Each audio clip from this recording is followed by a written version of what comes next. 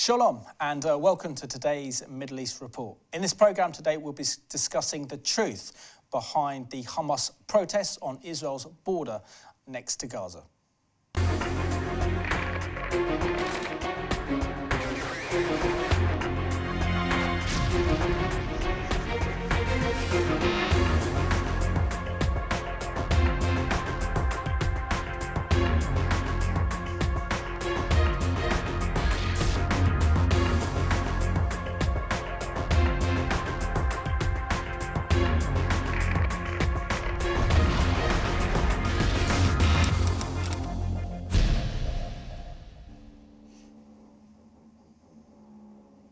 Warm welcome to the programme. And my guest today is my good friend Michael McCann from Israel-Britain Alliance. Always good to do a programme with you, Michael. Thank you, Simon. Great to be here. Pleasure. Maybe you can update our viewers on the last campaign that you did regarding the Israel Apartheid Week campaign and how that actually went. It was a phenomenal success. Once again, our numbers rose to a level we'd never ever seen before. More than 10,000 people participated in the campaign, and it actually culminated a couple of weeks ago in handing over a petition in 10 Downing Street with Matthew Offord MP, Joan Ryan MP, and our friends from the DUP, Nigel Dodds MP and Jim Shannon MP. And we, along with other partners from Kufi and We Believe in Israel, handed in that 10,541 strong email petition, which meant that all of those individuals had emailed the Prime Minister, but also added their name to the petition, and demonstrating the view and asking the Prime Minister to intervene now that self-regulation isn't working and universities are still allowed 88 IAW events, Israel Apartheid Week events, to take place. It demonstrates that the government now has to intervene and expand the law to stop these events because, as the International Holocaust Remembrance Alliance definition of anti-Semitism says, these events are anti-Semitic in their very nature. Absolutely.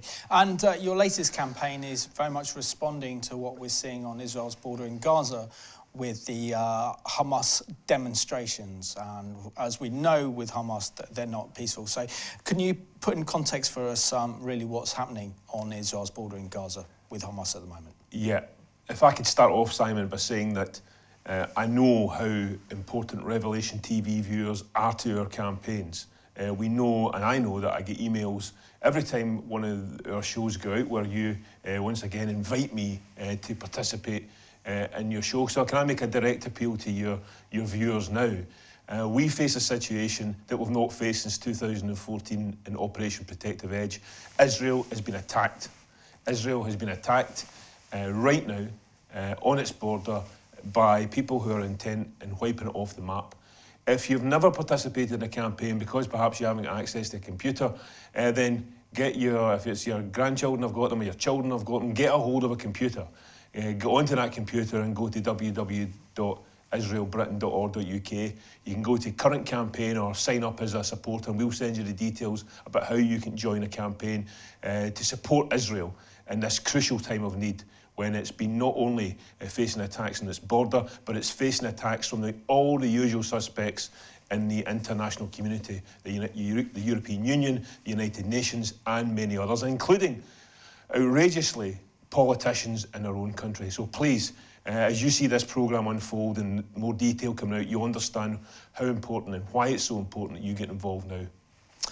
Great appeal, Michael. So you got my full support and endorsement because of the work you do is extremely important in terms of giving pressure to our government and letting our elected representatives know the importance of standing with the one true democracy in the Middle East. So let's start off with what we're seeing. Now, Hamas have named this demonstrations as the Great Return March. They've joined forces with the Muslim Brotherhood, and the plan is to generate international coverage and publicity to mark Israel's 70th anniversary as a nation reborn. They've renamed this as the Nekba 70, and so far they've spent $10 million on this campaign in Gaza, but also trying to mobilise many throughout the Arab world and also in European capitals to take to the streets against Israel. But we really need to explain the truth of really what's going on. So let's break down the truth and saying that this is not any means a peaceful demonstration, is it? It's not, and I think it's important for people to remember the foundation, the false foundation that's been laid by Hamas and others in Muslim Brotherhood, as you pointed out. In 1947, November 1947, let's go back, I wasn't born then. No, you weren't even born either, Simon. 1947, the UN recommends that the British Mandate of Palestine should be partitioned. There should be a Jewish state created for a new Jewish state of Israel, as it was then subsequently named, for the Jewish people, and the Arab people in the British Mandate of Palestine were to get their own state. The Arab nations surrounding the British Mandate of Palestine refused to take that on board. Then they started a war with the nascent state of Israel in 1948, after Israel declared its independence on the 14th of May 1948, David Ben-Gurion, that famous declaration. And Israel was attacked. The Arab nations lost miraculously, as we know, and we know the reasons for that. Israel won. And ever since that time, there was a lot of people displaced because of that war, because of the war that the Arab people started. The people, the people who are all correlated in terms of Hamas and the Muslim Brotherhood, they lost that war. And we know the subsequent wars that took place in 1967, 1973, and then when they turned to terrorism and a mix of terrorism and diplomacy. So there's the background. People shouldn't forget, however, that 850,000 Jewish people were displaced across a whole range of different Arab states. So there we have it. There's the problem. The Arabs who were displaced as a result of the 48 war that they started, are now saying we have got a right to return. And let's forget about the fact that we didn't want partition, we didn't want our own state, we want to take over all the land, and we don't care that Israel is there, that the Jewish people have got, that's an ancestral homeland, and they've been there for 3 millennia. Let's forget all that. And they start this campaign in 2018 saying we want to have a march of return. It's got nothing to do with the March of Return or any other issue associated with 1947, 1948 and the subsequent history. What's happening here, Simon, is that there has been a fallout at a high level between Fatah, that runs the Palestinian Authority under the presidentship of Mahmoud Abbas, and Hamas leadership in Gaza. They have fallen out. They are fighting with each other. Money has been shut off. The Palestinian Authority asked Israel to stop the electricity supply to Gaza. That's how much they have all fallen out. The money is running out. We have the US passing recently the Taylor Force Act, which means they won't give money which will be spent on terrorism. So that's the backdrop to it all. So what do Hamas do? What does the Muslim Brotherhood do when they face difficult moments like this? Well, let's do what we always do. Let's start a fight with Israel and get the international community to turn its attention to Israel defending itself as we throw innocents towards a border fence, which can only mean one thing, that there's going to be violence and there's unfortunately going to be death. So that's the backdrop, that's where we are. Hamas, Muslim Brotherhood, using their people as cannon fodder on the border between Gaza and Israel. Absolutely. So let's have a look at this report put out by Chris Mitchell and CBN that details exactly what's happening on Israel's border with Hamas. Israel's defense forces expect more Palestinians to march on the Israeli-Gaza border during the coming weeks of the March of Return. The leaders of Hamas hope to make Israel look like Goliath during their so-called peaceful border protests. But critics say their border infiltration is part of a larger war against the Jewish state, and that they have plenty of helpers in that war. Last week, 18 Palestinians died when Hamas operatives and their supporters ignored warnings by Israel and charged the border with Gaza. This week, young Gazans are collecting thousands of tires to burn. They know Israel plans to use live fire to protect the border, and the goal is to engulf the area in smoke and flames and obscure the soldiers' vision.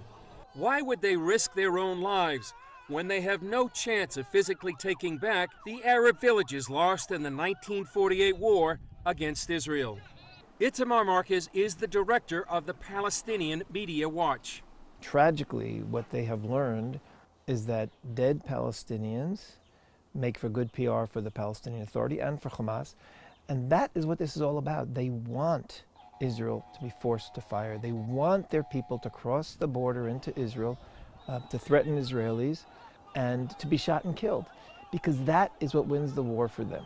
Hamas couldn't pose such a threat to Israel without help. So who's helping them? Middle East analysts say, look first to Turkey and Iran. There are Turkish organizations that collect money for Hamas. We know that the Iranians are also sending money in suitcases, millions of dollars, in order to help Hamas survive a difficult economic period. Middle East analyst Ephraim Inbar says Turkey has a Sunni connection with Hamas, which was founded by the Muslim Brotherhood. And Shiite Iran uses Hamas as a Sunni beachhead against Israel. The Iranians as well as the Turks understand the military power of Israel, and they understand that Hamas cannot overcome this military power only by a strategy of attrition.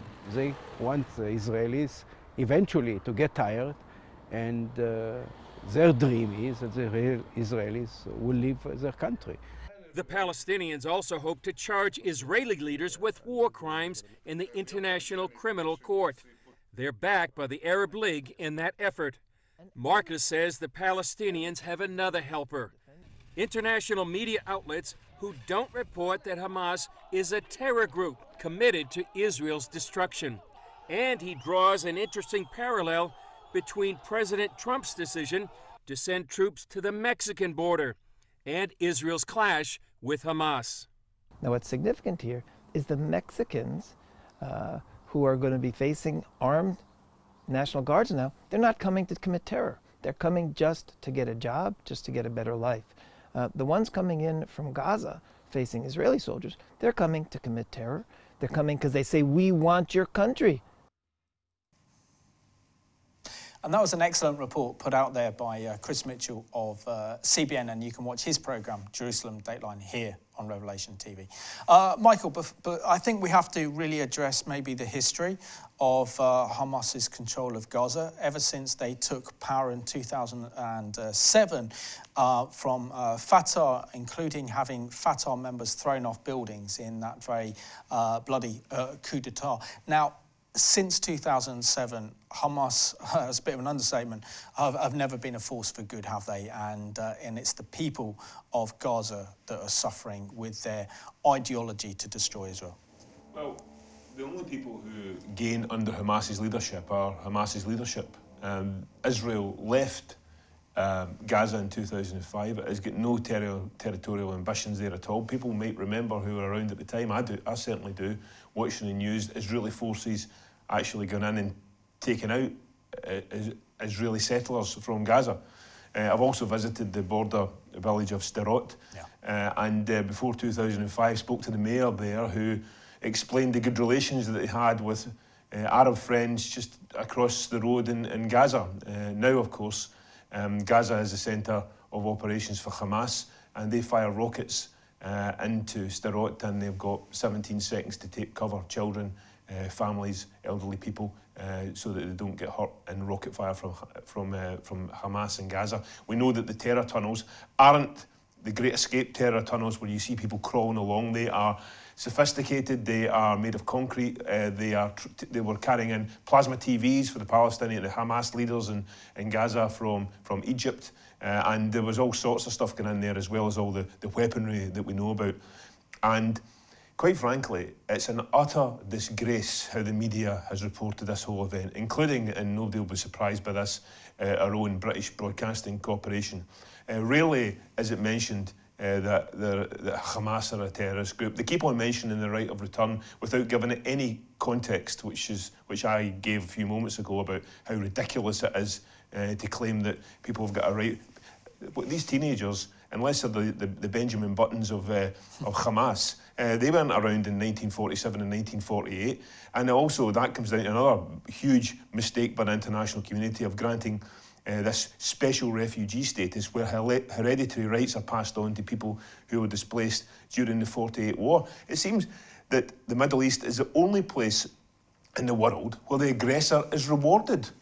You know, we understand that when wars take place, I mean, the First World War started, and then the huge mistakes were made in terms of the Treaty of Versailles, which punished Germany, which led to the Second World War. I get that, and people can understand why that doesn't make any sense. But the aggressor in Middle East wars is rewarded. Hamas cause all the problems. They leave their people in penury, you know, utter poverty. And in terms of the stuff that's going on here, I mean, there's loads of tangents as well. We've got a situation where there's an environmental problem being created by burning all those rubber tyres and putting all sorts of toxins into there. We had an outrageous sight of an animal, a donkey, being draped in an Israeli flag and then stoned to death.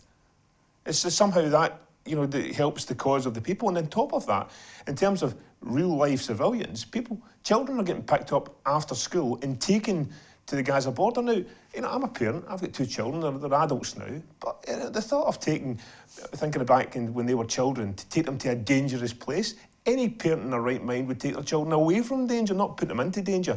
That is the brutality, the nastiness, the viciousness. That is the bile and the agenda of this genocidal terrorist organisation which wants to wipe Israel off the map. And also what's very disturbing is as well that figures are emerging that they're actually then paying these demonstrators. So, for example, if there's a fatality, they will pay the family $3,000. If there's a serious injury, they'll pay someone $500, and for a minor injury, $200 to actually incentivize those people of Gaza to actually go out and support Hamas's objectives and using them effectively as human shields. And of course, the whole burning of the tyres is to ensure that the Israelis don't see any of the protesters. And you know, the more casualties that are shot and killed by the Israeli forces, the higher Hamas's propaganda goes up, and the more that they can put their cause on the international agenda. But it's important, isn't it, that we explain exactly what's going on, the motivations behind Hamas in doing these protests and demonstrations, and really the fact that they mobilised for the first week 40,000 citizens of Gaza to try and storm Israel's borders, and a so-called right of return that, you know, today it can never happen. Absolutely. In terms of there's so many factors involved. We know the Palestinian Authority and Hamas pay people for committing atrocities. If they die, they become shaheed, martyrs. And we also know that they have this perverse tariff, which if someone gets hurt during these demonstrations, they're going to get paid. That's why the US government has introduced the Taylor Force Act, which means that they will not continue to pay money when it's been abused in this way. But the British government continues. I mean, sometimes when you want to get a policy change, it takes a long time, and we keep on chipping away at this issue. And we've had victories, but when you've got massive institutions like the Department for International Development who refuse point blank to accept that they are actually part of the problem, not part of the solution, absolutely, then you've got a real problem. Because we know that the money that was previously given to the Palestinian Authority was being rerouted through, first of all, to the Palestinian Authority Ministry of Prisoner Affairs, then it was rerouted through the PLO, and now they're putting it through schools and hospitals, which means that schools that are getting named after martyrs and schools that are getting named after people who celebrate terrorism. So we're contributing to the problem, and until our government wakes up, smells the coffee, and realises that they have to follow the American line on this, then we're going to continue to see these operations where terrorists continue to offer the poorest people in the world. If you live in a poor family and you haven't got a lot of food coming onto your table, then the prospect of getting, you know, a minor injury, which will get you $250, or the prospect of one of your family dying and giving you a $3,000 bounty, that might be attractive. That's a sad situation that Hamas abusing their own people in this conflict. Absolutely. And this also seems very much of a change of tactics from Hamas. They've named these demonstrations as the battle for national independence against racial separation and discrimination. It seems like the old strategy of Hamas to fire rockets and missiles into Israel's failed because of the Iron Dome. The idea of then building these terror tunnels has also failed because Israel's built an underground fence underground to stop these terror tunnels, and now we're seeing they are trying to mobilise the people of Gaza to try and break out of the break into Israel and cause mayhem. But isn't there a great danger as well, Michael, that in the midst of this, that Hamas want to carry out terrorist operations if they can actually break free from the Israel's border controls? The ultimate goal that they have is that ordinary, decent people who are watching the news will say Israel are overreacting, Israel are being disproportionate. And I'd like to tackle this. Of course. London Bridge terror attack. Our police officers killed 3 terrorists carrying knives with dummy fake vests on. Yeah. They took the right action. The same action has been undertaken by other police forces in the European Union. The European Union criticises Israel for the deaths and fatalities that have taken place, although more than 50% of the people who have died have been terrorists. Now, let's put this into perspective. If you've got one person who walks along the Israel-Gaza border, they try to cut the fence, they're successful and they're coming through, one person, then the IDF can deal with that. The IDF can go, right, what are you doing here? You know you shouldn't have cut that fence, and they will take them away, question and do whatever they need to do, as any authority would do. What happens if someone cuts a hole in the fence and it's 100 people, 1,000 people, 10,000 people trying to get through? Just a mile or so behind that border that people will see in the news, there are families, there are homes, there are Israeli children, parents, grandparents, aunts, uncles. They're playing in parks, they're going about their daily business. The Israeli Defence Force, and the first rule for any country is that they have got a duty to protect their citizens' security and to ensure they're not harmed in any way. That's what Israel is doing. It's perfectly entitled to do it. Not only are they perfectly entitled to do it, it's the right thing to do. If I was an Israeli citizen a mile behind where this stuff is taking place, I would expect them to do whatever was necessary to protect me and protect my family's interests. So, you know, I understand that some people may look at this and say, oh, proportionate, it's disproportionate. The problem is that nobody can define it. And when it comes to the action that we take as democracies in Europe to defend ourselves, Israel is in no different situation except they face a much worse threat, an existential threat, every single day. Let's have a look now at some of the myths put out by Hamas regarding these demonstrations that we're currently seeing on Israel's border with Gaza. On Friday, Hamas's Great March of Return began. Thousands of Palestinian protesters have amassed at the Israeli-Gaza border and plan to cross it. Here are 5 facts you should know. Fact 1. The event was billed as a peaceful protest, yet terrorists from Hamas and civilians have been throwing stones and Molotov cocktails at Israelis protecting the border, rolling flaming tires towards the border fence, and brandishing weapons. Fact 2. Thus far, clashes have resulted in the deaths of 18 Palestinians. 11 of those who died had direct ties to Hamas's terror network and were seen actively targeting Israelis. The others were either engaged in violent or suspicious activities or tried to breach the border fence. The Israeli Defense Forces have been tasked with protecting civilian populations under threat from terrorist organizations. Fact 3. Hamas has historically used civilians from Gaza for the group's own gain, often putting their lives at risk. The group is known for storing arms and rockets in schools and homes, using women and children as human shields in the midst of armed conflict, and is now using civilians to storm one of the world's most heavily fortified and contested borders. Number 4. In 2017, Hamas rewrote its charter to appear more appealing to an English-speaking audience, but the charter still calls for violent resistance against Zionists and the establishment of a Palestinian state in what is today all of Israel. Number 5. In 2005, Israel withdrew all settlers and forces from the Gaza Strip. In 2007, Hamas took full control of all administrative and social services. Since then, the group has redirected precious humanitarian aid to fund its terror infrastructure and wage war against Israel, all to the detriment of its own citizens. Today, the people of Gaza live under the rule of a terrorist organization and face an economic and humanitarian crisis.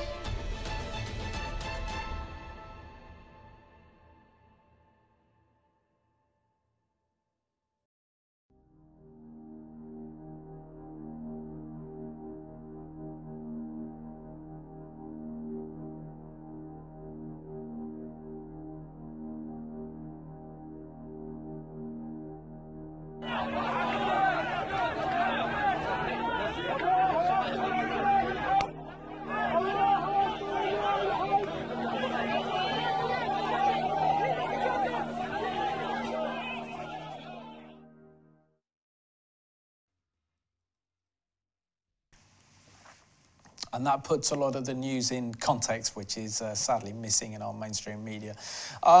It seems very much that Hamas are back to its old tactics of wanting to create what I would classify as a media war, Michael, and to trying to generate international coverage for this, wanting to see as many of those protesting killed by Israeli soldiers so that they push the issue of Gaza right up the international agenda, but also then mobilise support for Hamas and the Muslim Brotherhood around the world. They tried a similar tactic, I think, in southern Lebanon, but that has failed, and they've also tried to cause a similar demonstrations to take place within the Palestinian Authority, Judea and Samaria or the West Bank, and have also failed in that one. So, for example, how much of this is for international coverage, and also how much of what they're doing is to deflect from the failures of their own government? The fact is that the Palestinian Authority are refusing to pay the salaries of the civil service in Gaza, and of course the PA have cut the funding for the electricity of Gaza as well, playing into this conflict. It's all about that, and the bad news is that this has got at least 5 more weekends to run, and the 15th of May, which is a day they will celebrate, if that's even an appropriate word in the circumstances, what they describe as a Nakba, which they themselves created way back in the late 1940s. So it's all about that. I think there's one interesting dynamic, and it's this. In 2014, they started attacking Israel with rockets.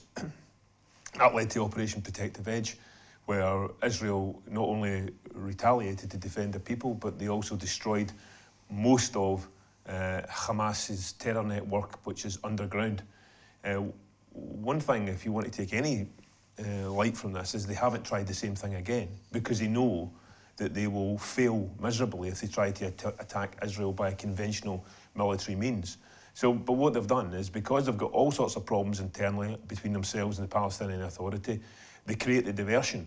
And they create the diversion which is reported in the news. If the news reported one snippet of that report that you've just run, which I think is really important, which is the flag, the 2 Palestinian flags with the swastika in between, then people would understand what they're trying to do. Why is it that the BBC, ITV, all the major networks, they've all failed to run that one little snippet of film which demonstrates how provocative Hamas are intending to be? The swastika, the sign of the Third Reich, the Nazi regime that killed over 6 million Jews and countless other people during their years of tyranny. The Hamas choose that as a symbol to fly behind the burning tyres. So, in one respect, they've realised that they can't take on Israel militarily, but what they want is they want the international community to intervene in order that they can broker a settlement, which will include, surprise, surprise, start paying people again, give us more money in order that we continue this, this war of attrition, which was mentioned in one of your other clips earlier on, this war of attrition with Israel. And you know something? The bad news is, Simon, people are still falling for it. There are people in the British Parliament. We've already started our Operation Defend Israel campaign. There are people in the British Parliament, let me name them, so there's no doubt about it. Andrew Slaughter MP for Hammersmith, Richard Burden, Labour MP for Birmingham North, Debbie Abrahams, MP for Rotherham, all putting out, following a Hamas line, hook, line and sinker, disgracefully not making any criticism of an organisation that is putting poor people, not just put them in penury and made their poverty even worse, but actually puts them in the direct firing line so that they can be hurt and maimed as a result of their disgraceful actions. And these people have to be called out. And you know something, when Parliament goes back next Monday, the 16th of April, this is where it becomes important, because MPs are going to be faced with the normal opponents of Israel asking their supporters to send in letters complaining about Israel's action. And then, on the other hand, they're going to have the Israel-Britain alliance and all their supporters writing in to say Israel is entitled to defend itself, and this action has been started by a genocidal terrorist group hell-bent in creating carnage and mayhem in the Middle East. We have to keep our politicians honest, and we have to give them the facts, and then they've got a dilemma. Are they going to get into the House of Commons chamber when inevitably a statement will be made about these events, and are they going to support the terrorists, or are they going to support the only democracy in the Middle East? That's the dilemma they must be given, and we must hold them to account when they make the choice about where they stand. Absolutely. But also I think we need to look at what's going on the border with Israel and Gaza, and how Hamas are actually using this to kind of exploit their own people and also then to protect their own leadership. But they also have the support of the Iranian regime. They also have the support of President Erdogan of Turkey, and also the Qataris from the Muslim Brotherhood. Isn't there a great danger that the likes of Turkey and also the likes of Iran will use this situation in Gaza to put more international pressure upon Israel and more international condemnation, when all Israel is doing is protecting civilians from a Hamas terrorist attack? Well, the good news is, from Israel's perspective, is they're strong enough, and they have got allies who are strong enough to fend off any of the issues that want to be raised by Turkey, Iran, and others. The position that we have is that there is a blockade of Gaza. Israel has to monitor very carefully what goes in through the border crossings, and the reason for that is very simple. Rather than the cement and other building materials being used to build schools, hospitals and other infrastructure that normal people would expect, what they're doing is they're using it to build terror tunnels and to create mayhem. There's lots of dual-use materials which get taken across the border, and Israel has to be very careful. There's one way that the poverty of the people in Gaza can be solved overnight. Take out the violence, take out the weapons from Gaza, take out Hamas from the equation, and all the problems are solved. The only problem is all these great people in our country who want to demonstrate in the streets. You don't see them demonstrating down in Whitehall about the Syrians that were gassed the other day, those frightful scenes of children foaming in the mouth and dying because of the Syrian government. You don't see them, but as soon as it's Israel, they want to be right out there in the street to demonstrate their true extreme left credentials and how they are right and everyone else is wrong. But if they really believed in peace, then they would be turning around to Hamas and saying, give up the armed struggle, allow your borders to be open so we can build things that will help people, take out the weapons, let's get the blockade lifted, which means that we can get all the materials that you and I accept as part of our daily lives brought in. As soon as you take out the violence, all that happens. But the reason that they don't want it to happen is because their territorial ambitions involve wiping out the state of Israel. Absolutely. Reminds me of a story. I got very close Israeli friends that live in Herzliya, and back in 2014, Herzliya was just north of Tel Aviv, came under, for the first time, Hamas's rocket and missiles attack. And my friend's husband is an engineer, was called up to the army, was called on the border in Gaza. And we visited them a month later, back in September 2014. And they're saying, why does Hamas want to kill us? Why do the people of Gaza want to kill us? Because in Gaza, you have the best beaches in the entire Mediterranean. Why don't they do what we do and build hotels, build restaurants, and build a life for the people in Gaza? And this is the lie, I think, that the international community needs to counter in order to communicate that to the people of Gaza, that you're being told a lie, that you're living under an authoritarian, tyrannical regime. That does not seek the interests of the people of Gaza, their best interests, but seeks to serve a terrorist organisation. And essentially, the people living under Gaza are living under fear of Hamas. And we need to say that the only occupation that's taking place in Gaza is that of Hamas, of Israel.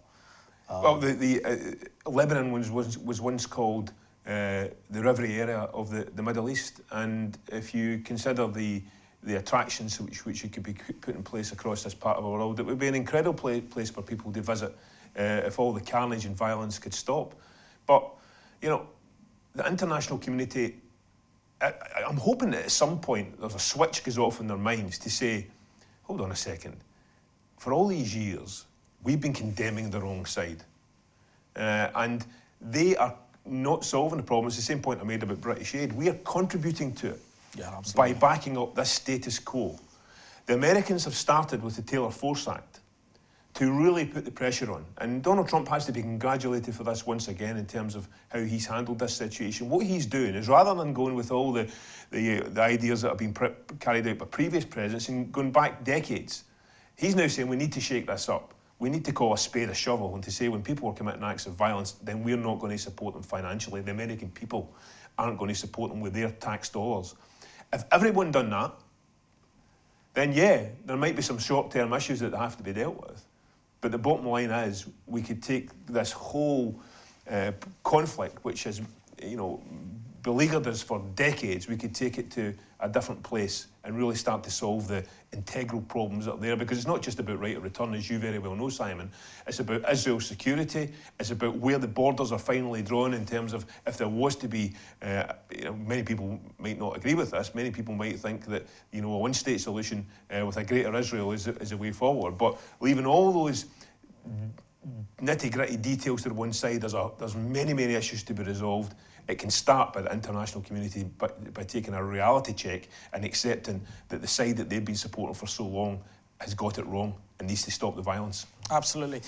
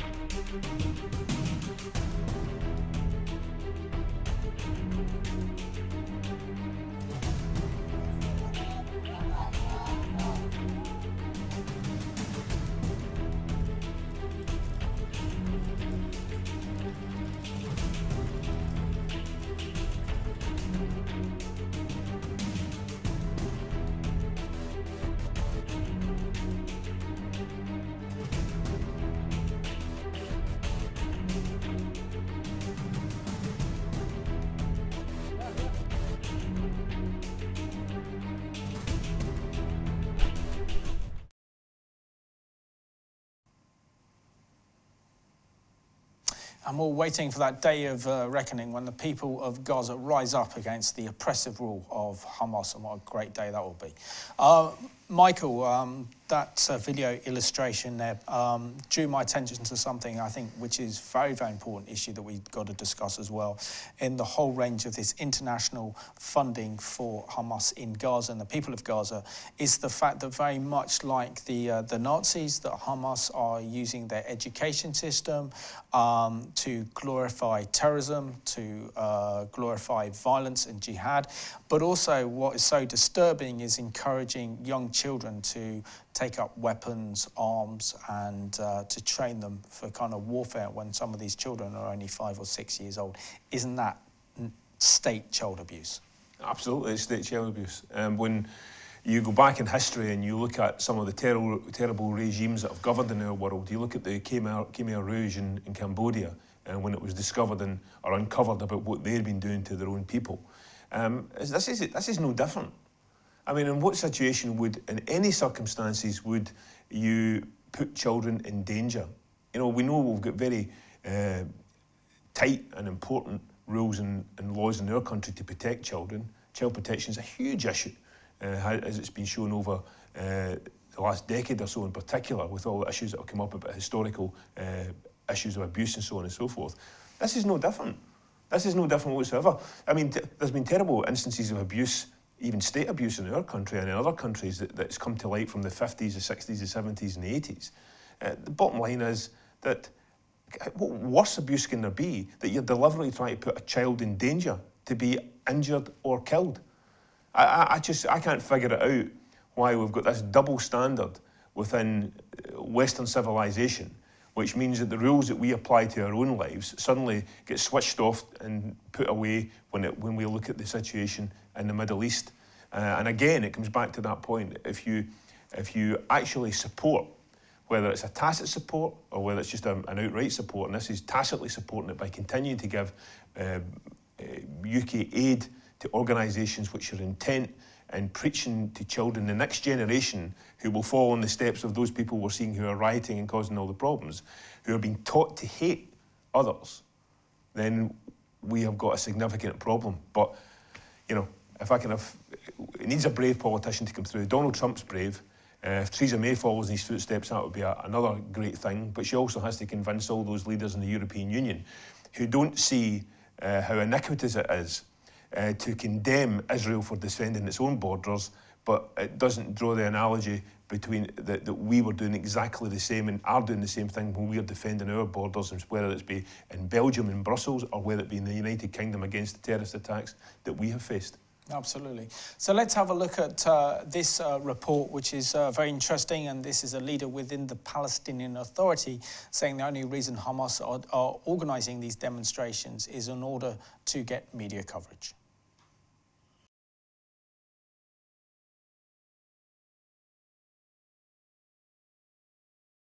الشعب الفلسطيني ولا يلقي بالا لأصحاب البطولات العاطفية، أصحاب البطولات والشعارات.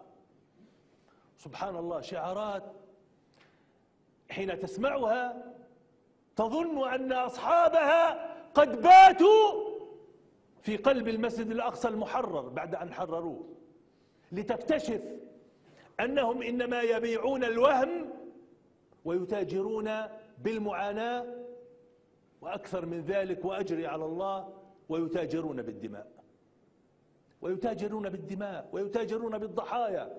اذهبوا أيها الفلسطينيون يا شعبنا، اذهب فمت لكي أخرج على الفضائيات وعلى وسائل الإعلام لألقي بيانا شديد اللهجة. هذه بطولاتكم لم تعد تنطلي على أحد. ها هو الشعب الفلسطيني ينحاز إلى منظمة التحرير الفلسطينية.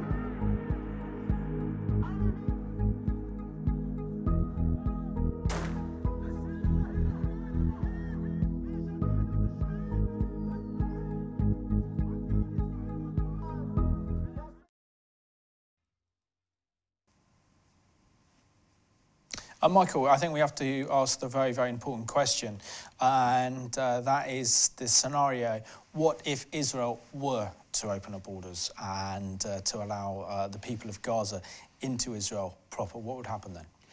Well, I think the best example you could use to work that one out is to look at what happened before there was a wall between Israel and the land that's run by the Palestinian Authority. I was there speaking to the Israeli commanding officer who carried out the negotiations about where the wall, how it would run. Most of it's fence, as we know, but there's a hard wall as well, which is constructed. And he showed me this particular example. A Palestinian terrorist literally walked 150 yards up the hill, got on a school bus, waited till the bus was outside the school before igniting the grenade belt that he had on, killed and created carnage for loads of school children involved as well. That was the final point where the Israeli government said this has to stop, and that's when the wall was built and the fence was built to stop these breaches. So think about what Hamas preach. They're a genocidal terrorist organisation that believe in the mantra from the river to the sea, Palestine will be free. They want the Jews put into the sea. They want Israel not to exist. They believe that is their territory. So they rush forward. If it's 100, 1,000, 10,000 people who get through the border, they first of all get to the villages which are a mile behind, and then they start slaughtering families to death, because that's what they believe in. That's what will happen. Do you think they're going to go up and chap their doors and say, excuse me, we believe in the march of return. One of my relatives was here 70 years ago, and for that reason, I want to take over your house. Would you kindly leave? Do they think that a genocidal organisation is going to behave in that fashion? It would be utter carnage. Israel can't allow that to happen. And that's why, and I think it's credit has to be given where credit's due, the UK hasn't condemned Israel as it's been called upon to do by many of the politicians that we have elected to the House of Commons. And it hasn't followed the UN's request that there should be some internal investigation. The bottom line is, was an investigation called for when British police killed 3 Islamic terrorists in London Bridge last year? No investigation is required, because it was so obvious about what they had to do to protect other citizens who were in danger. And it's exactly and precisely the same situation that Israel faces. Absolutely. So how can our viewers, Michael, get involved in Operation Defend Israel? Because our viewers are needed at this moment in time. I am happy to tell you, I mentioned it at the top of the programme, and I don't make any apology for mentioning it again. Go to our website, it's on the screen, www.israelbritain.org.uk. Either click on our current campaign and click on the buttons there. Very simple instructions to follow, which means that you can send a letter to your MP and at the same time to the Foreign Secretary. Please sign up your family, get your friends signed up, your work colleagues, anyone that believes in freedom and democracy must join this campaign. Israel faces an existential threat. We know that the other side, the opponents of Israel in the UK, are sending lots of emails to the politicians asking them to support Hamas. Let's stand up for the decent majority in our country, make our voices heard, and make sure you join our campaign to defend Israel. Thank you very much. Absolutely, thank you for that pledge as well, because it's so important. And also, I think what you've demonstrated through Israel-Britain Alliance, Michael, is the fact that you can mobilise supporters of Israel to make a difference. And, you know, for many of our Christian viewers, prayer is essential, which I 100% believe in the power of prayer, but also believe that you also got to participate as well and get involved politically, because by getting involved with our politicians, we are making Israel's case known to our members of parliament so that they know the truth, and so they're not being bombarded by the lies of misinformation from the other side. Isn't that so important to actually then defend Israel where Israel needs to be defended in this nation? And that is the heart of our democracy, which is parliament.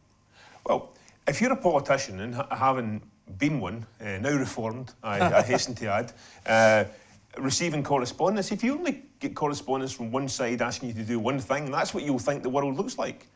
And it doesn't look like that. There are often occasions where there's a silent majority are sitting not saying anything. So that's why it's really important. Keep your politicians honest, let them know what you think.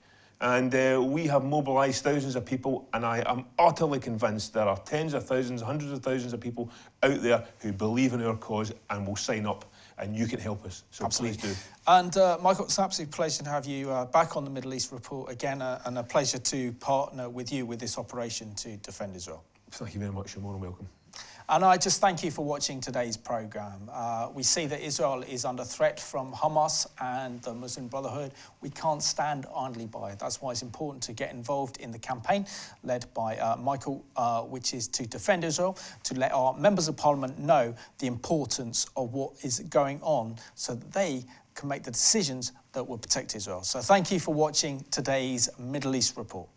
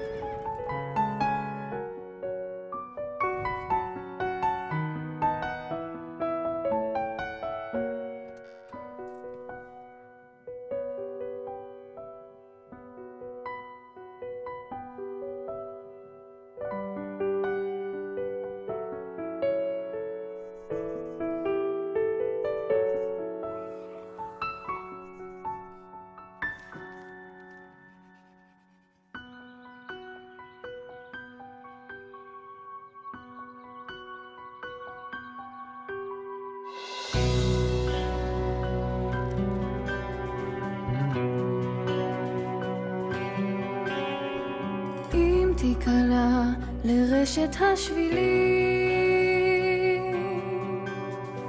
בטח תראה אחד החיילים שברצון הייתי מחבקת לו רק היה פתאום ניצב מולי.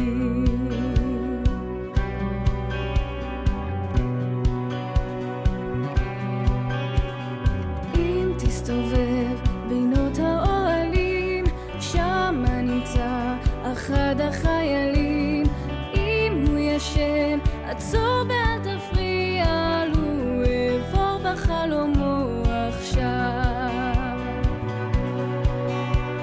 כמו אחרים הוא לובש בגדי חקי ולרגליו נעליים גבוהות, רק שבעיניי הוא אינו דומה לאיש, הוא יחיד ומיוחד מאוד.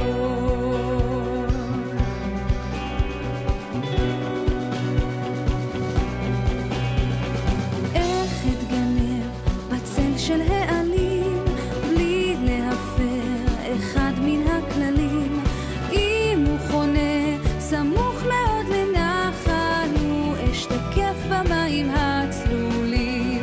כמו אחרים הוא לובש בגדי חקי ולרגליו נעליים גבוהות, רק שבעיניי הוא אינו דומה לאיש, הוא יחיד ומיוחד מאוד. כמו אחרים הוא נצרק מן השמש וטלטליו נגזזו על עורפו, רק שבעיניי הוא אינו דומה לאיש, הוא יחיד ומיוחד מאוד.